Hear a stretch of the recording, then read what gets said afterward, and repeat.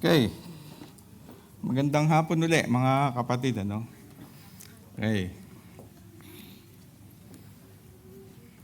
It's a privilege na nandito ulit tayo para mag-aral. Medyo malamig sa labas, so pwede natin todo siguro yung aircon, ano? Kasi mas papawisan ako tsak nito eh. Dahil hindi siguro sa init eh, sa kinakabahan eh. Okay, it's been a while, ano. Last time na nag-speak ako yung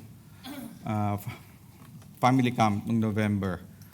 It's 2 months na, 2 months na siya ngayon. At ang topic naman natin noong time na yun eh, nasa Romans 8 pa rin naman tayo. Doon sa mga first-timer natin, we'd like to let you know na we're doing a book series. And now we're in a series sa Book of Romans. And currently, nasa Romans 8 na tayo. At dinadaanan natin na lahat ng lahat ng verses, lahat ng passage. That's the beauty of studying the Bible in series and by book and by series. So lahat yon nadadaanan natin. And I think this is a 6th or 7th book na napag-aralan natin. Tagal na rin. So for the past 6-7 years, we're doing a book series. Okay, before ako mag-begin, I praise the Lord, sabi nga ni Brother Odik sorry, galing tayo ng holiday. So galing din kami, last year. So it's almost a month. And praise the Lord sa safe travel, sa enjoyment, provision, sa pahinga din. And then sa iba nating kapatiran, kasalukuyan, nandun sila, nag-enjoy, nagbibilad sa init ng Pinas. Okay, isama natin sila sa mga prayers. And praise the Lord sa mga ganitong opportunity na lahat tayo nakakapagbakasyon. And also, again, lagi ko namang lagi nating nire-remind dito, study Bibles. Do you have your study Bibles or do you have your Bibles with you? Nasa church po tayo. Okay? We encourage everyone magdadala tayo ng Bible. So, because hindi naman sa lahat ng pagkakataon, ang mga preacher, we put everything on PowerPoint. Minsan, hindi na namin mailagay sa Bible na lang tayo tumitingin. So I encourage you bring your Bible na magkaroon tayo ng ng hard copy. Although hindi naman masama yung soft copy, ingat lang kasi minsan na hack. Minsan na ang tingin natin dyan kung ano yung gusto natin paniwalaan Okay? Before we begin, let's pray muna siguro. Bawas sa Okay, let's pray. Heavenly Father, we thank you, Lord, again, for this opportunity that we could study your word. Bless us, O Lord, and let your Holy Spirit be our teacher. Prepare our hearts, our mind, open our thoughts, and our understanding of your word this afternoon. May your Spirit fill this place, O God, and we commit everything into your hands, O Lord. Ihanda niyo po ang bawat isa, itago niyo po ako sa inyong likuran, ang aking preparation, supersedes it, at kayo lamang maitaas namin sa dakong ito, at kayo ang aming ma-glorify sa lahat ng aming pag-aaralan, Lord. In Jesus' name, Amen. Amen. Okay, as I mentioned, last year, this year, iba na yung team natin, 2026 na, living in obedience to God through the power of the Holy Spirit. Ang verse natin is Romans 12:1. I appeal to you, therefore, brothers, by the mercies of God, to present your bodies as a living sacrifice, holy and acceptable to God, which is your spiritual worship. Okay, that's our 2026 theme. And also, na-mention ko, noong last speak ko is during family camp. And then that's the last time na we studied the part of Romans 8. Yun sa family camp, Romans 8, 9 to 17. Ang team kasi natin dun sa camp is Life in the Spirit.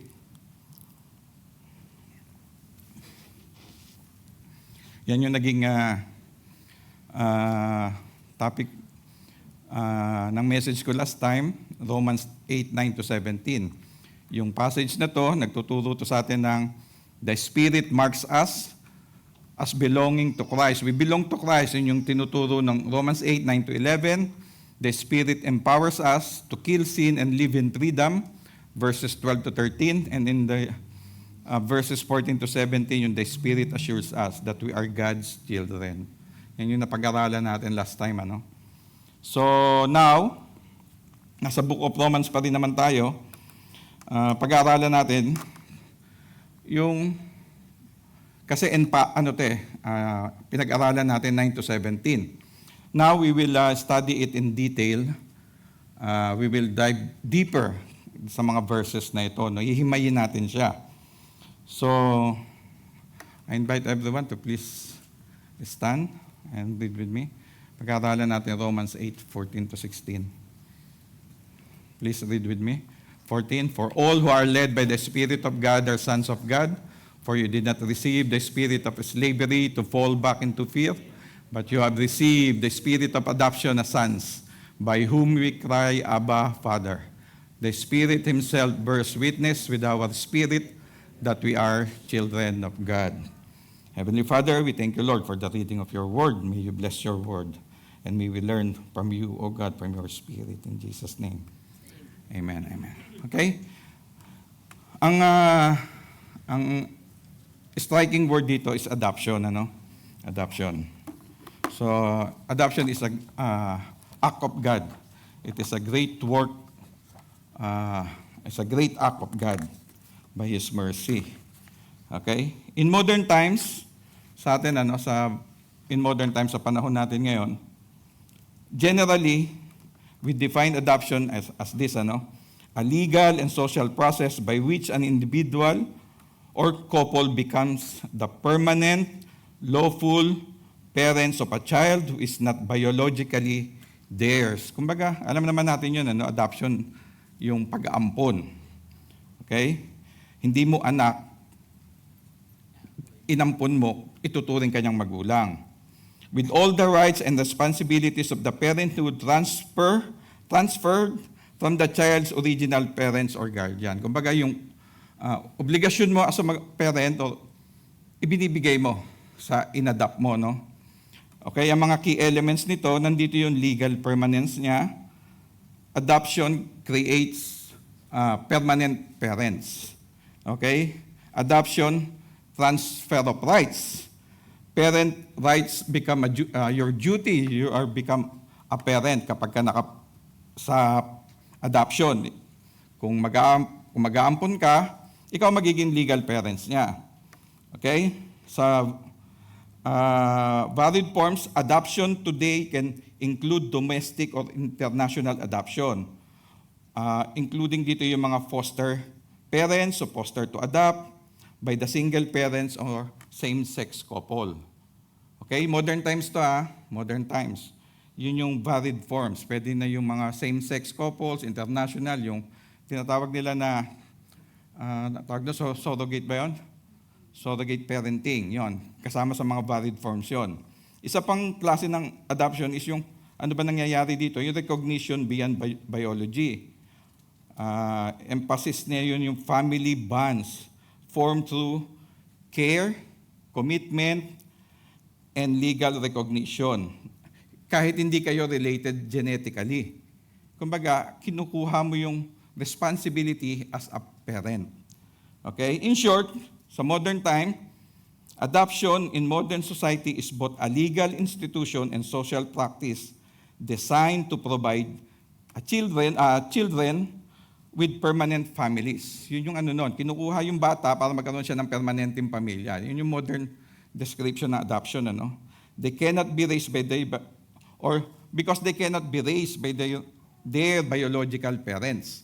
Maaaring patay na o kaya ipinamigay talaga. Yun yung sa modern time adoption. Sa Romans 8, 14 to 16, siyempre ang konsepto nito, ancient time of kinds of adoption. Yung 14 to 16 na yan, this must be among the most exquisite and rich chapters in terms of adoption. Dinidiscuss nito yung relation naman ng mga anak ng Diyos sa Diyos. Okay? Additionally, the term adoption in verse 15 is the key para sa pag-aaralan natin na to, sa verses na to, no? According to verse 14, dahil sa adoption na to, we became son of God. Okay? Naging anak tayo ng Diyos dahil sa adoption. And also, we become God's children because of adoption. Okay? Ito yung pag-aaralan natin ngayon, yung adoption. This doctrine of adoption is not a metaphor. Hindi ito metaphor o figure of speech. Hindi ito figure of speech sa verses na to. Hindi ito metaphor. Actual word ito. Or a convenience. Pero this is a powerful, legal, covenant to. Katotohanan to sa spiritual world. Especially important for Christian life and assurance. Sa assurance natin bilang isang Kristiyano, sa salvation natin. Ito yung nagbibigay na assurance sa atin that we are adopted children of God. Okay? We now need to focus on adoption itself. Doon muna tayo magpo-focus. Okay? Yung adoption, may mga kwento ng adoption kasi sa Old Testament. Although wala yung salitang adoption, bihira mo siya makikita doon, pero yung concept nandun, nandun yung konsepto. Okay? Yung patterns niya in preparation sa Old Testament, God adopts Israel as His son. Di ba? Makikita niya sa old history ng history ng Israel. Inadopt ng Diyos ang Israel bilang anak niya. Sa Exodus 4:22, Israel is my firstborn son. Sabi ng Bible, Exodus 4:2. Hosea 11:1, out of Egypt. Sino ba ang nilabas sa Egypt? Di ba Israel? I called my son. Hosea 11:1. Deuteronomy 14:1. You are the sons of the Lord your gods. It means Israel was chosen. Okay? Israel was chosen by God, not born into God's family. Okay? This sets the theological groundwork for New Testament spiritual adoption. Kung ano yung ginawa doon sa Israel, tinawag mula sa bondage, ganun din tayo. Okay? Pangalawa, yung adoption ni Moses sa Pharaoh's daughter. Familiar ba kayo sa kwento nito?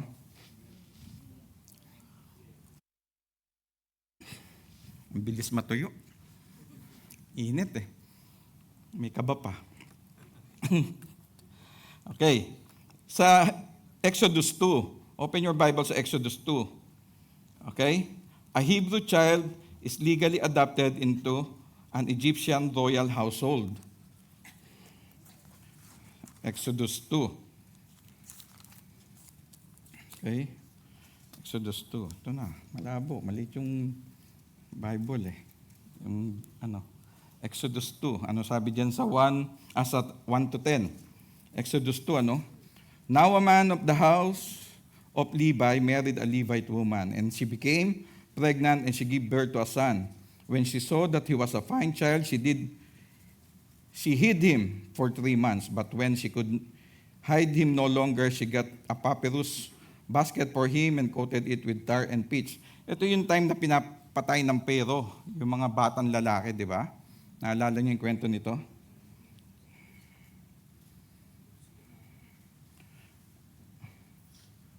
Then she placed the child in it and put it among the reeds along the bank of the Nile River to. His sister stood at a distance to see what would happen to him, sister ni Moses. Then Pharaoh's daughter went down to the Nile to bathe, and her attendants were walking along the river bank. She saw the basket among the reeds and sent her slave girl to get it. She opened it and saw the baby.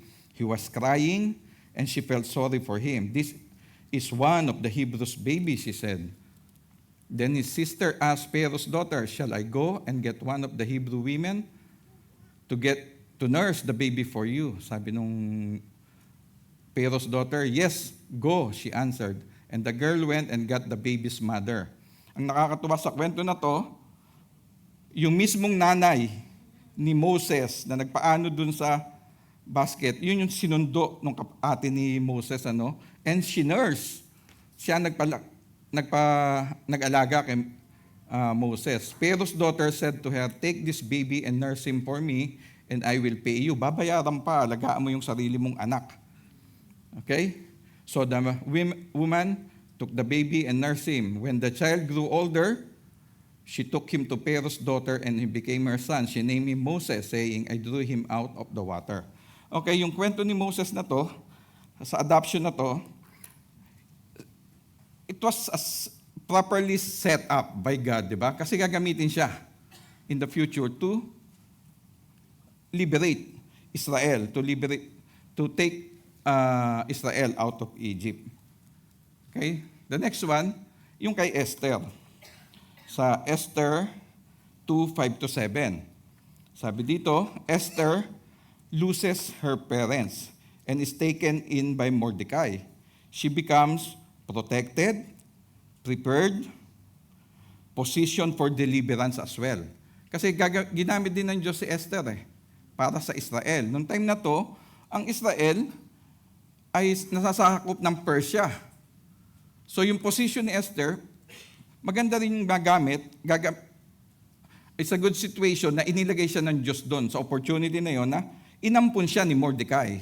Si Hadassah. Hadassah ang name niya eh. Okay? Adoption becomes the means of salvation for many. Esther was adopted and positioned para magamit in the future. Para rin tayo, di ba? For the salvation of others, God chose us para magamit sa kaligtasan ng ibang tao. Sa sa Esther 2:5-7. Hindi ko na lang binasa. Pero andun yung kwento niya. Jacob adopts Ephraim and Manasseh. Di ba? Sa Genesis 48:5-6. Inampun din ni Jacob, adopts Joseph, son of his own. Jacob adopts Joseph's sons. Anak ng anak niya ang inampun niya. Okay? They receive equal inheritance with the biological sons. Okay? Full tribal status in Israel. This is legal adoption because of covenant inheritance. Okay? Isa lang yan sila sa mga sample ng mga inadapt. Ito, maganda yung kwento na to. This next adoption is all because of love. Okay? This is all because of love. Kung yung kay Moses, ang adoption niyan is out of sympathy, na awa sa bata. Yung kay Esther, out of responsibility, dahil tsuhin niya yan si Mordecai. Tapos, itong si Jacob, si Ephraim and Manasseh, kumbaga para magkaroon ng inheritance naman, itong David adopt Mephibosheth, out of love, pure love. Nasaan yan? 2 Samuel, paki-open nyo na, basahin natin to. 2 Samuel 9:1-13. 2 Samuel.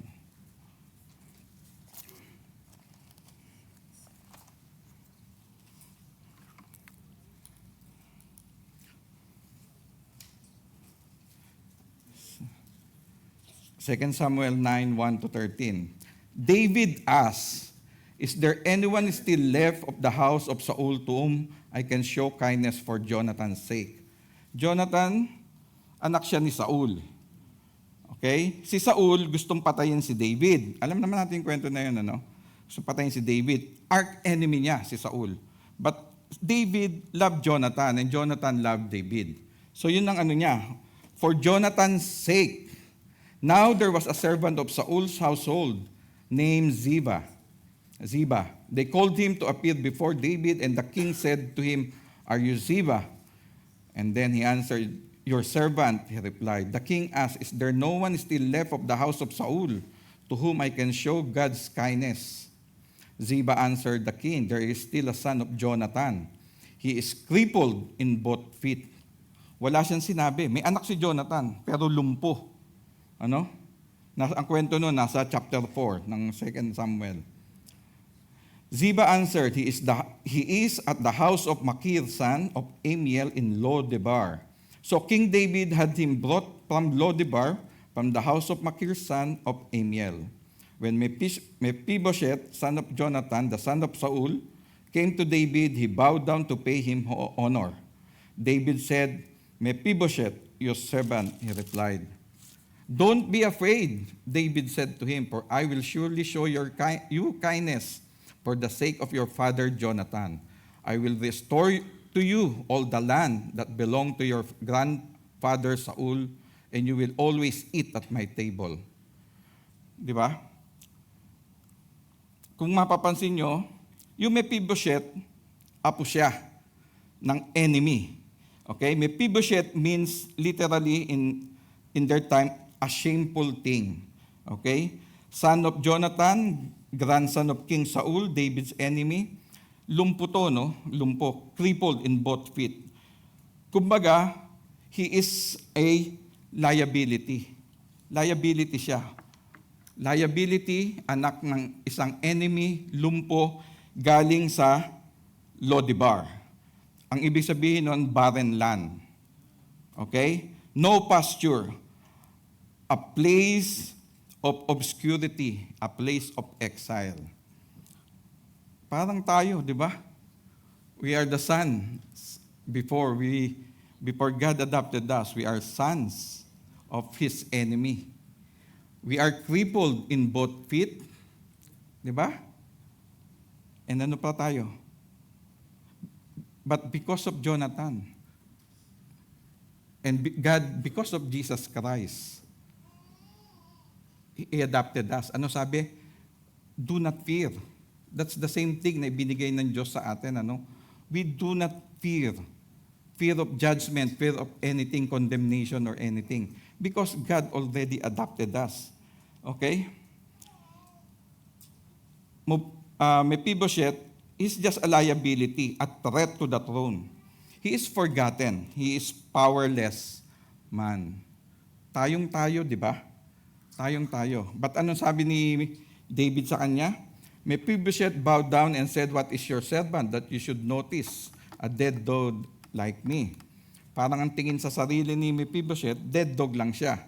Then the king summoned Ziba, Saul's servant, and said to him, I have given you master grandsons, everything that belonged to Saul and his family. You and your son and your servants are to farm the land for him and bring in the crops, so that your master's grandson may be provided for. And Mephibosheth, grandson of your master, will always eat at my table.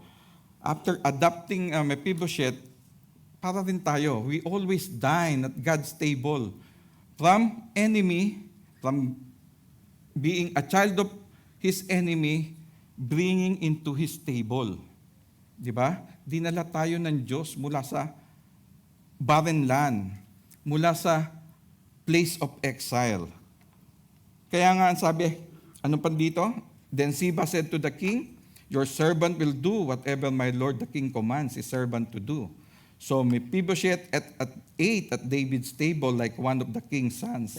Mephibosheth had a young son named Micah, and all the members of Ziba's household were servants of Mephibosheth. And Mephibosheth lived in Jerusalem because he always ate at the king's table, and he was crippled in both feet.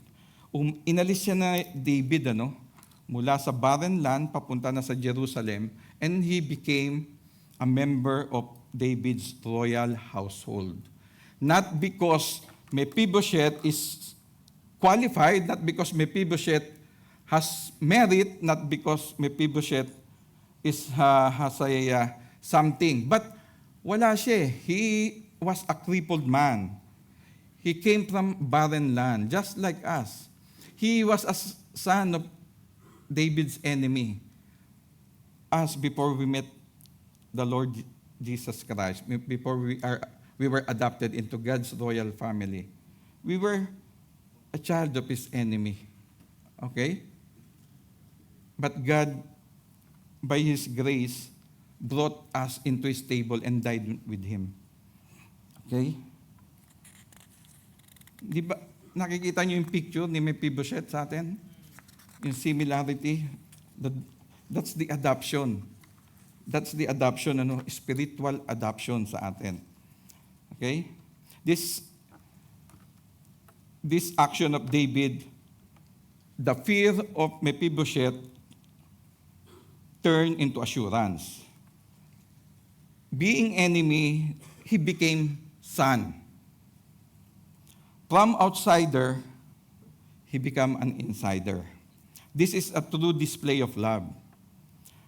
Adoption because of love, because of covenant. Okay? David the king adopted a man from the bloodline of his enemy. Kitang-kita natin yung resemblance niya sa pag-adapt sa atin ng Diyos. Because of his love for Jonathan.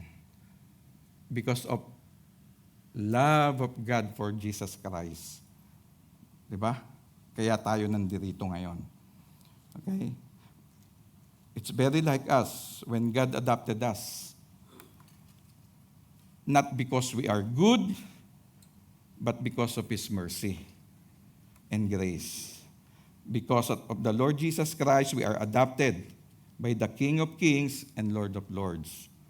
Okay? We are adopted because of the Lord Jesus Christ. Hindi dahil sa marami tayong pera, hindi dahil sa maganda tayong lalaki, di ba? Hindi tayo magaganda kayo, di ba? Hindi dahil sa certificate mo, sa diploma mo, kaya ka na inadapt ng Panginoon. Hindi.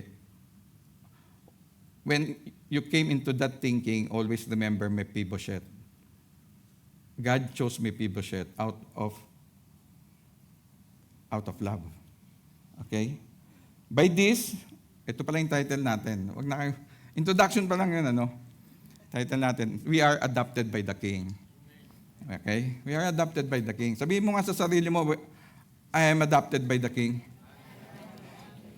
Siguro yung hindi nagsalita, hindi Okay? Sabihin nyo nga, I am adopted by the King. Sabihin nyo sa katabi nyo, I am adopted by the King. Dapat tumanim yan sa puso natin. We are adopted by the King. Okay? We are from strangers to heirs. We are all strangers to God. But because of His love, His grace, and His mercy, He adopted us from strangers to heirs. Mula tayo sa pagiging estranghero hanggang sa pagiging tagapagmana. Okay? The King welcomed us into the royal family of God. We should be glad. This truth should give us joy and assurance. Dapat masaya tayo and assured of our salvation. Okay? This reality, dapat to may gladness tayo na anak ako ng Diyos. This is an adoption of love, grace, and mercy. And when you and I read it, na-amaze tayo how we are adopted and how we are chosen by God. Out of, ilan na ba tayo ngayon? 8.5 billion? 8.5 billion? Di ba? David extended mercy to an undeserving person. Undeserving yan si Mephibosheth who was descended from his enemy. Tayo, ano ba sabi sa Bible? You are sons of your father, the devil. Di ba? And then God, by His mercy, He adopted us. Okay? Yung Mephibosheth, pwede yung sabihin yun sa sarili rin ninyo, Ang sabi diyan, a shameful thing. When you hear the word Mephibosheth, a shameful thing. Ano yun, pumuputok? Ano ba yan? Bagong taon ulit. Okay. David took him to show his own table. Took him to his own table. Okay? Parang tayo, sinasabi ko kanina, dinala tayo. We dine with the Lord. Okay? And we are a royal family, We are a royal family of God. And adopted us into this family. Ang sabi nga, we are saved by the Lord Jesus Christ. We are not saved by our own. Sabi sa 2 Corinthians 6:17 to 18, "Therefore go out from their midst and be separate from them, says the Lord, and touch no unclean things. Then I will welcome you, and I will be a father to you, and you shall be my sons and daughter, says the Lord Almighty." God is in the business ng adopting people. Continuously yan. Mula pa noong eternity, mula pa noong ancient time, mula pa noong mga unang panahon, nasa business na siya ng adoption. The Almighty God is adopting children continuously. That's why we are here. We share the gospel. Why? Because God wanted everyone into His family. Di ba? Na pag tinawag kayo ng Diyos, to dine with Him, to fellowship with Him. Okay? Those who separate themselves but touch not the unclean things and come to Him. Yun yung ano niya. Yun yung basis, ano? Sabi diyan? And be separate from them. Isa-separate nung mga anak ng Diyos yung sarili niya sa mga unclean things. And also, this starts from this group of people, ano?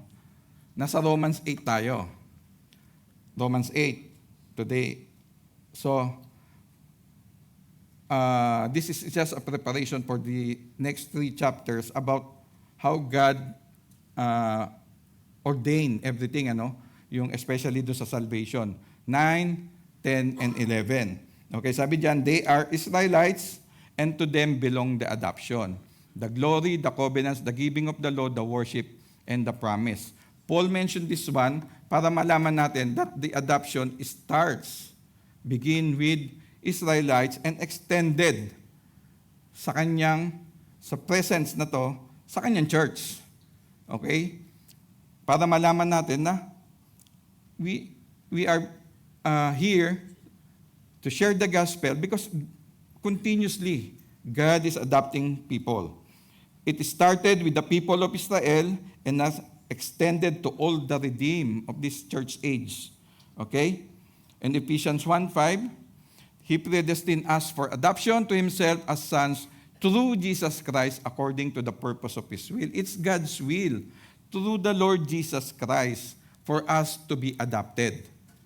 Okay? For us to be adopted. So you see that adoption is very wonderful thing. Ano? Napaka-wonderful thing ng adoption, the doctrine of adoption. Okay? A very beautiful biblical reality.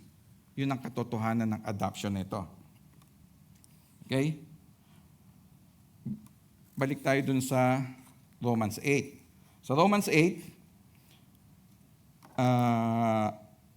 tingnan natin yung 7 ways the Spirit secures our no condemnation status. Kasi itong chapter 8 na to, para lang ma-recall natin, this is a no condemnation chapter. Di ba? Na-recall pa ba ninyo na there is therefore, kung bukas yung Bible nyo, chapter 1, verse 1, there is therefore now no condemnation. Okay? Na bukas ba yung Bible? 8:1. 8:1. There is therefore now no condemnation. It begins with no condemnation and it ends without no separation. So chapter 8 basically teaches na assurance. This is a Holy Spirit chapter. Okay? It holds the secret nung buong chapter, yung there is therefore now no condemnation. And then, yung adoption, kung yun ang tin niya, no condemnation because of the Holy Spirit, yung adoption, yun yung backbone niya. Yun yung backbone ng chapter 8 sa adoption. Okay? So, our security is a major topic of chapter 8. Security natin. No condemnation because we are adopted children of God. Okay? Nagigets ninyo na yun yung backbone niya. No condemnation because you are adopted into the royal family of God. Okay? Christ provide it, the Holy Spirit secures it. Okay? Si Jesus Christ ang nag-provide niyan, ang nag-secure naman niyan, yung Holy Spirit sa buhay natin. So, ito yung pinapaliwanag sa chapter 8. Na this is a chapter nga ito ng Holy Spirit, no? And how does the Holy Spirit secures it? Sa Romans 8. Sa verse 2 to 3, di ba, yung verse 1, there is therefore now no condemnation. Sa pag-aralan natin ito nung nakaraan, He frees us from the law of sin and death. Sa verse 2 to 3. And then sa verse 4, He enables us to fulfill the law.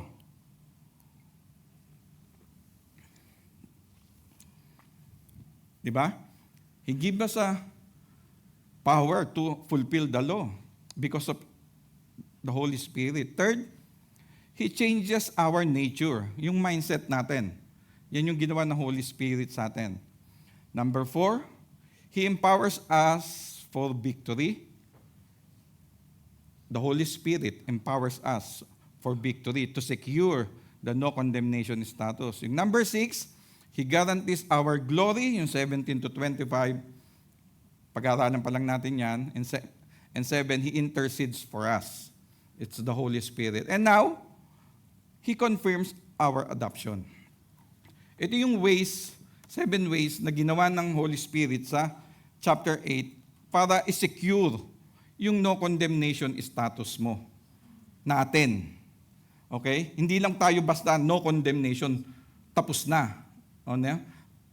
Ito yung tinabaho ng Holy Spirit. Okay? Holy Spirit na nagtrabaho, hindi tayo. Okay? He empowers us. Pero ang nagtrabaho, Holy Spirit. Romans chapter 8 theme is no condemnation. Again, and its backbone is about spiritual adoption. Ito yung pag-aaralan nga natin, Spiritual. Ibig sabihin, di pa tayo nag-aaral. Pag-aaralan pa lang. Okay? I'm just laying the foundation kasi para mas anuhan natin yung adoption, Hindi ito yung pagdating ko dito, adoption. Alam naman natin sa Pinas kung ano yung adoption pag narinig. Di ba? Now, focus on adoption because when you say the word adoption, some people think that's sort of second-class citizen. Di ba? Ang tingin natin, second-class citizen dahil ampon. Okay? You're not a real son. Wala kang mamamana dahil isa kang ampon. Alam niyo yun? You're just adopted son, di ba? In some culture or country, adoption has a negative connotation. Meron siya negative connotation. Okay? Or impact. Sa ating bansa, in the Philippines, we look at it like being a second-class citizen. Aminin man natin o hindi, once we know our neighbor is just an adopted child, anong dating? Sa totoo lang, anong tingin nyo? Di ba lesser siya? Di ba? Lesser yung rights niya sa lahat. Can be used to call names. Ginagamit pa nga yung pambuli, yung adoption. Uy, ampon, di ba? Sa school, ang mga bata, pag nalaman ng kaklase na ampon, ay ampon ka lang Di ba? Uy, ampon, di ba? Ginagamit siyang pantokso. That's how it works in modern times. Ano pa? Mahilig tayo manood ng mga teledrama, pelikula. Apektado tayo. Hindi, pwede kayo magkatuluyan yan kasi ampun lang ang kuya mo. Yang nagkagustuhan yung magkapatid, bandang huli, ampun lang pala yung kuya o ampun lang yung ate.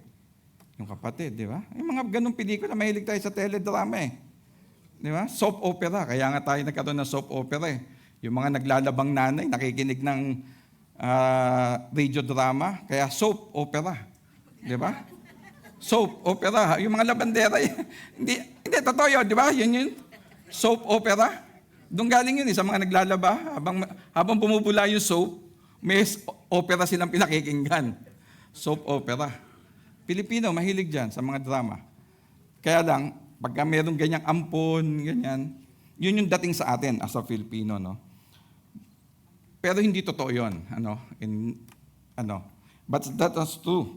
It may be from some people. But in ancient time, in Romans time, it's quite the opposite. Kabaligtaran siya nung panahon ng Roman times. Okay? Nung panahon ng ancient time. Kabaligtaran kung paano natin na-perceive ang adoption. In Roman culture, for instance, if a father look over into his children, especially his sons, kasi lalaki, pasensya na sa mga babae, lalaki lang ang may bigat noon, especially his sons.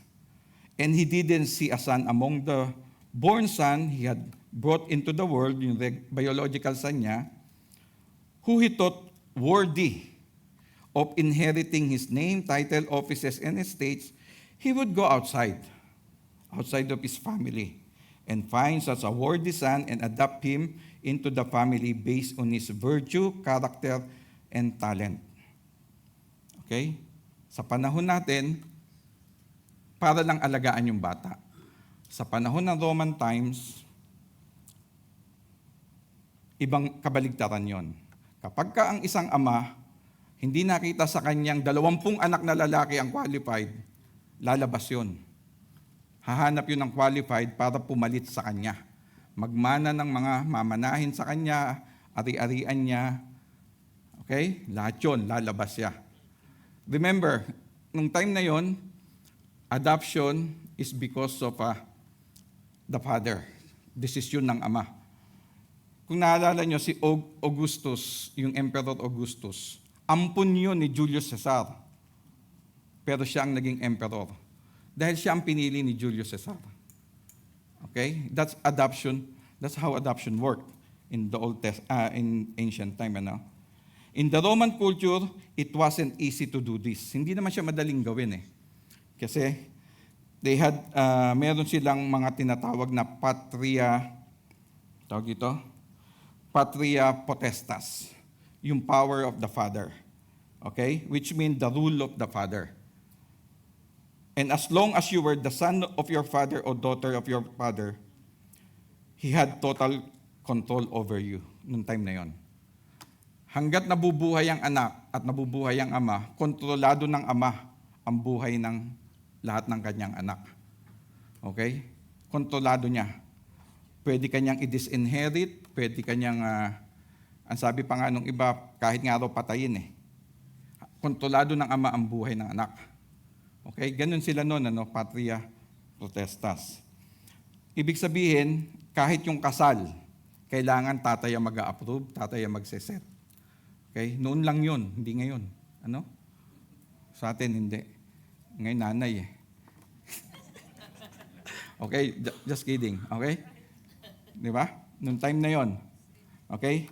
Ano ba yung patria potestas? The power of the father. Itong yung Roman adoption, the power of the father. Okay? Kapag unsatisfied ang ama, lalabas siya. Maghahanap siya. And then, since yung gusto niyang ampunin, may tatay din yun, which is under ng power niya, yung anak niya. Pero yung aampon, hindi naman kakausapin yung bata. Ang kakausapin yung tatay. Tatay sa tatay. Okay? Patria potestas, both of them. May power sila for both of them. In Roman law, this was the absolute legal authority of the father over his household. He has the total control over all his children. It applied to all his biological son and adopted son. Okay? Patria potestas. And then yung emancipatio, the legal act by which a father released a son from his authority. Ito naman yung na tinatawag na formal legal process, hindi ito emotional or symbolic. Ito yung bibilhin, parang bibilhin mo nung gustong umampon, bibilhin niya.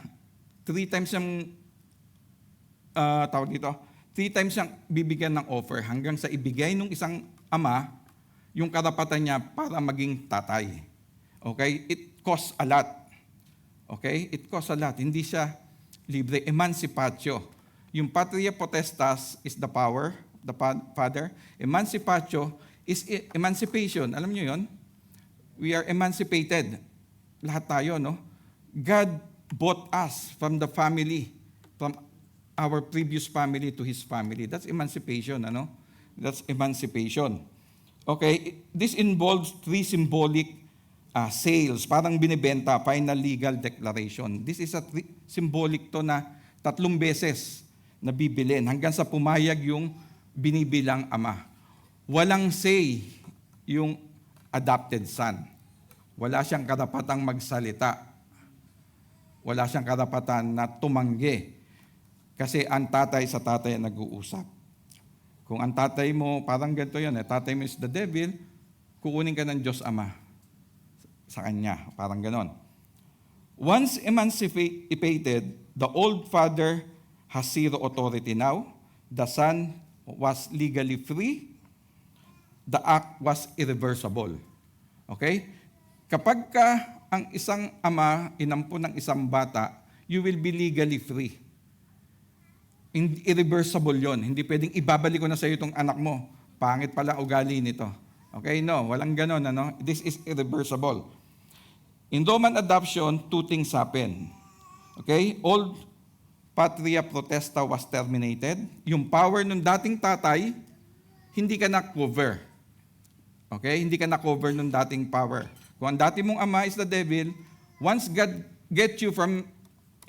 brought you into His family, hindi ka na sakop ng dati mong ama. Pangalawa, lahat ng debts, obligation, and identity were erased. Yung dati mong identity, kung dati ka sa mundo, ang identity mo is ganito ka, pag napunta ka sa kingdom ng Diyos, iba ka na, bayad na lahat ng obligasyon mo, lahat ng pagkakautang mo, lahat ng identity mo bago na rin. You are basically regenerated. You are a new creation. May bago kang pangalan, may bago kang status, may bago kang inheritance, may bagong nagmamay-ari sa'yo. Okay? Nakita niyo yung picture ng isang Kristiyano? Anak kayo ng mundo, anak tayo ng mundo, dumating si Kristo, tinubos tayo, we are emancipated, God brought us, took us from darkness, put into His kingdom. Lahat ng nakaraan mo, covered na. That's how it worked, the adoption. Noong time na yon, ganun din siya sa spiritual adoption. Dapat nating magbigay ng kagalakan sa atin. Nan malaman natin na wala nang power sa akin yung dati kong magulang.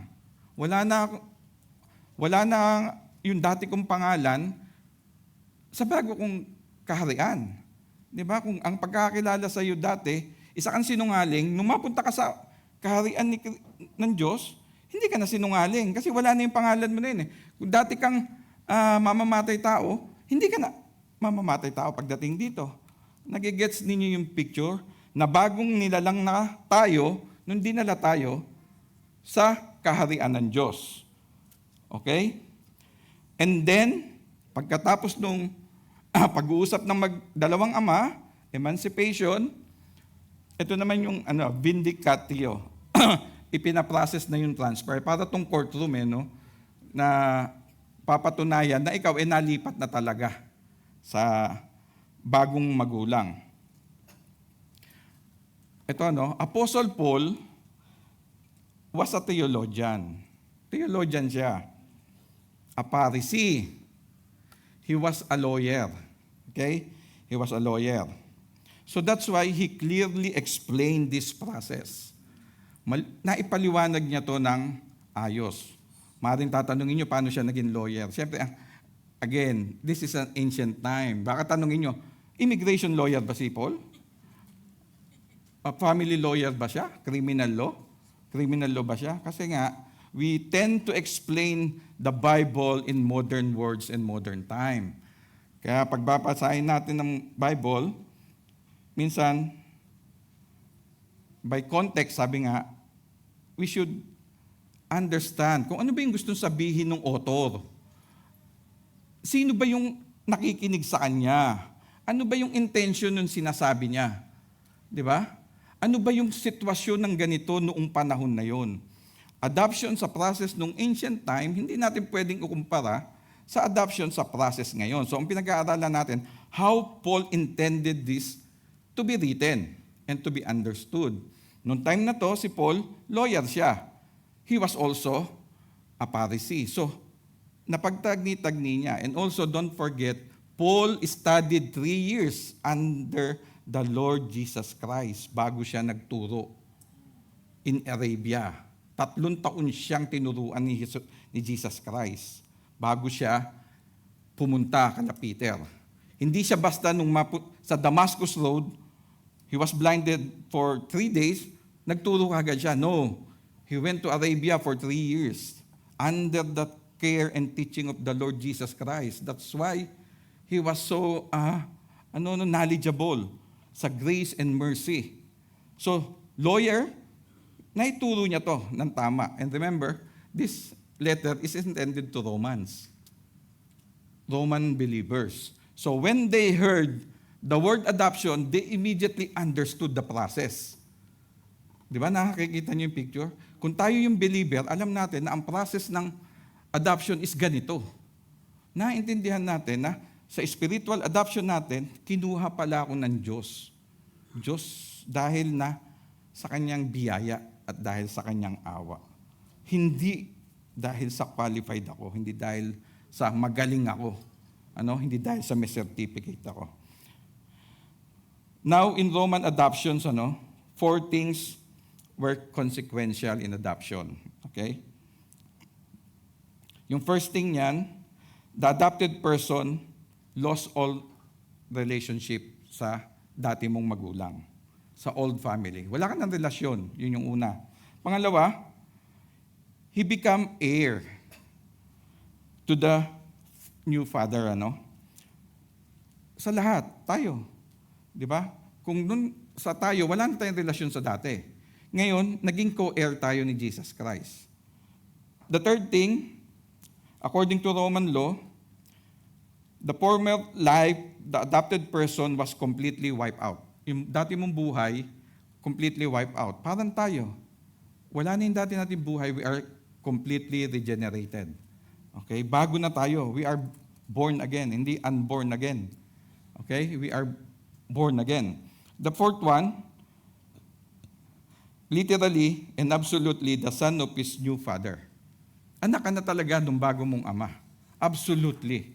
So tayo, tagapagmana na tayo ngayon ng Diyos, anak niya na tayo bagong nilalang na at higit sa lahat, dapat wala na tayong relasyon sa dati nating magulang. Hindi tayo pwedeng Kristiyano and then we walk hand in hand with the Word. Okay?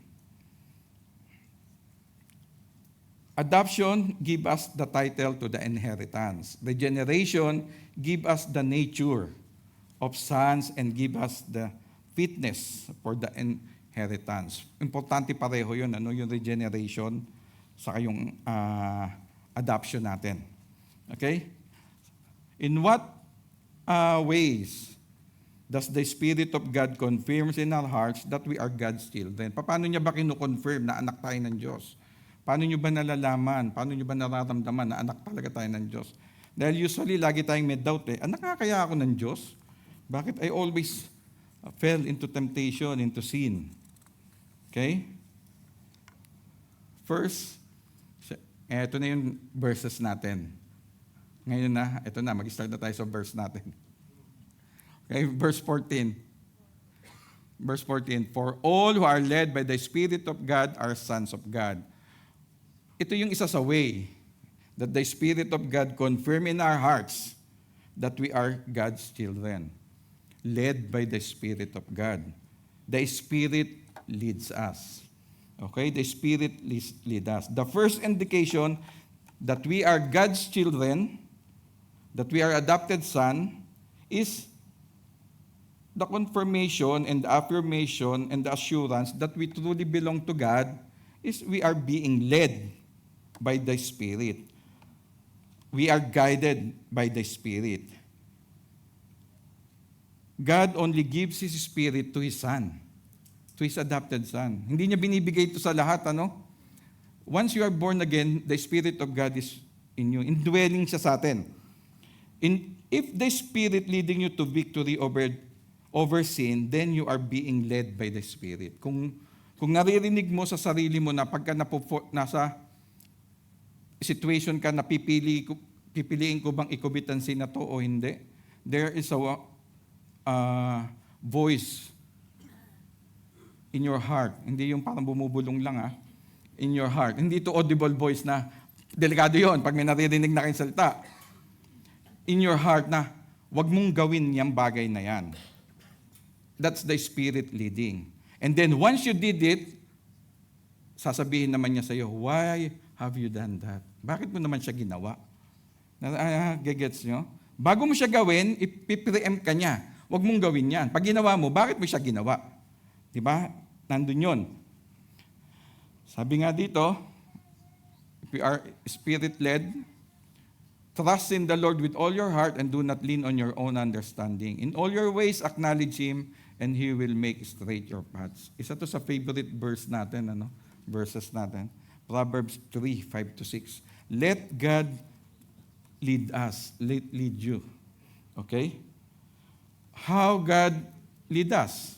Kasi pwede natin tanungin, paano ba niya tayo nililid? Two ways. One, by His revelation and illumination of the Word of God. When you read the Bible, it's the Holy Spirit that gives you revelation. Okay? Anyone can read the Bible. All those who went to school can read the Bible. Lahat naman pwede magbasa pero it's only the child of God with the Spirit of God can understand the Bible. Because in that way, the Holy Spirit can lead you and reveal what the Word of God meant for you. Okay? Hindi naman ibinigay ang Holy Spirit sa mga unbeliever, Sabi nga sa Ephesians 1:17-18, that the God of our Lord Jesus Christ, the Father of glory, may give you the spirit of wisdom and of revelation in the knowledge of Him, having the eyes of your hearts enlightened, that you may know what is the hope to which He has called you, what are the riches of His glorious inheritance in the saints. It is the Holy Spirit that will explain everything to us. Papaliwanag niya. Kaya importante yung binabasa ang Bible. Pinag-aaralan siya, minimeditate siya. In short, importante na merong Bible. Okay? In short, dapat yung Bible binabasa.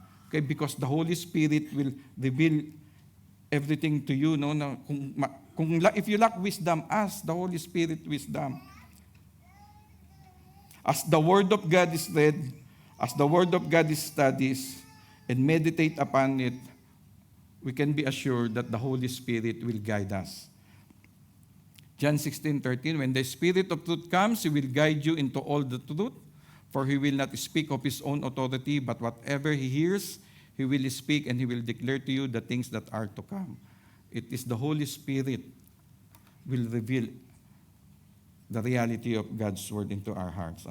Therefore, ask yourself, is the Spirit of God leading me? Yun lang naman yun, to assure, para ma-confirm natin that we are children of God. Okay, the second one, by His revelation and illumination. The second one is by His guidance in our sanctification. Sabi nga, by His guidance, lead me in the path of your commandments, for I delight in it. Hindi naman maganda na binigyan ka ng wisdom ng Diyos sa salita ng Diyos, pero hindi mo naman siya gagawin. Okay? Sabi ng Diyos, ito ang gawin mo, ni-reveal ng Holy Spirit sa iyo, sa kabila ka namang gumagawa. Okay? Lead me in the path of your commandments, for I delight in it. Hindi, sabi ng Holy Spirit sa iyo, share your blessing, but you don't share your blessing. Di ba? Pray for each and every one. Di ba? Pero hindi natin siya ginagawa. So it only means, hindi natin, kasi doon tayo mahina We hear the Holy Spirit voice, but sometimes we deny it. Lahat tayo, lahat naman, no exemption dyan, Let not God just reveal the word to you, but let Him lead you in the path. Isa pa, no? Keep steady my step according to your promise, and let no iniquity get dominion over me. Sa Psalm 119, 133. Okay. Another way that the Spirit confirms, ito yung verse 14. Another way confirms in our hearts that we are God's children is verse 15. For you did not receive the spirit of slavery to fall back into fear, but you have received the spirit of adoption as sons, by whom we cry, Abba, Father. Okay. We are sons of God led by the Spirit because we've been adopted. And also, before you were a Christian, you were in bondage. Diba? We are all in bondage, bondage to sin. That's why God freed us from the law of sin and death. Diba? For you did not receive the spirit of slavery. Ang pangalawang ginawa ng Diyos sa atin, freed us. Aside from leading us, He freed us. The Spirit freed us from the bondage of slavery. And since therefore the children share in flesh and blood, He Himself likewise partook of the same things, that through death He might destroy the one who has the power of death, that is the devil. This is the Lord Jesus Christ, yung dinidescribe dito. And deliver all those who through fear of death were subject to lifelong slavery. We are freed by the Spirit. Okay? We are freed by the Spirit. And by freeing us, we receive the spirit of adoption. Okay? By freeing us, we became son of God. Okay? Yung first, God is the Spirit lead us. Second, the Spirit freed us. And this one, the Spirit told us that we are sons of God. So we can cry, Abba, Father. Okay? Abba, Father is a very special form of affection, relationship. Okay? Hindi lang siya, basta-basta, Abba, Father. Ito yung tatawag na Daddy, Papa, Tatay, Ama. Hindi naman po pwede na basta ka nalang papasok sa isang bahay at yung head of the family tatawagin mong tatay. Sa bahay nyo kaya may pumasok, tawagin kang tatay. Magulat ka, di away. Yari ka kay nanay. Di ba? Di ba? Hindi po pwede. You can only call your father if you have a special relationship with him. Okay? Hindi ito po pwede na basta na lang natin tatawaging tatay. Halimbawa, nagkaroon ka ng son-in-law, katulad ni Kuya Jonathan, may son-in-law. Ano ba tawag ni Aram sa kanya? Tawag ba ni Aram sa kanya, hey, Colonel Jonathan? Hindi naman, di ba? Kundi daddy, pwedeng papa. Di ba? Ganon din tayo, no? When we became as adopted son, we can call Abba, Father. Okay? Hindi ito basta tinatawag lang. Okay? And then the third one, sa 16. In the last verse, the Spirit Himself bears witness with our spirit that we are children of God. In Roman adoption, merong 7 witnesses. In the process of adoption, meron siyang 7 witnesses. In our case, it is the Spirit Himself bears witness with our spirit that we are children of God. It is the Holy Spirit that will confirm your adoption. We cannot say that, I belong to God. I am a child of God. But the Holy Spirit will tell you, no, you're not. I know your testimony. Yeah, I know you. And then maybe you will tell, I failed. Maybe I'm not a child of God because I did this, I did that. But the Holy Spirit will tell you, no, my son, you are the child of God. Di ba? It is the Holy Spirit will testify for us na tayo ay anak ng Diyos. It is the Holy Spirit will tell the Father that this is my precious son. Di ba? Hindi natin pwedeng dayain. That's why in Roman time, meron silang 7 witnesses. Kasi kahit patayin mo yung 6, may matitira pang isa. Di ba? Just in case na mamatay yung adoptive parents. How do you know that you belong to God? It is the sense of confirmation in your hearts that the Holy Spirit is telling you that you belong to God. It is the Holy Spirit will tell you that you belong to God. Romans 8:14. The Spirit leads us, verse 14, by revelation and illumination of God's Word, by His guidance in our sanctification. That's how He lead us. The Spirit freed us, verse 15a, and the Spirit told us that we are children of God. That's why we can call Him Abba, Father. And the Spirit witnessed us that we are the child of God. Okay? The Father seek us. The Father chose us. The Father adopted us. Jesus Christ purchased us. Jesus Christ ransomed us.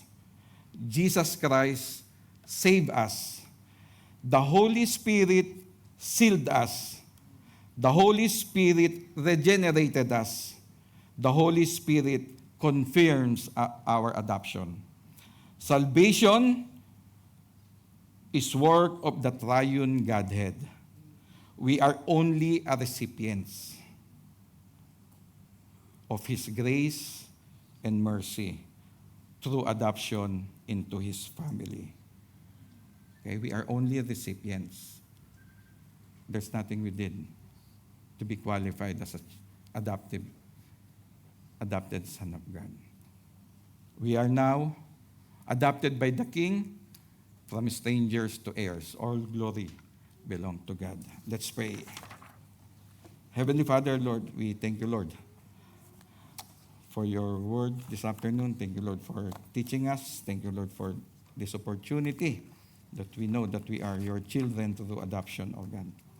And may we continue to glorify your name that you have given us, oh God. And may we walk through the power of your Spirit, Lord, in the way that you want us to go.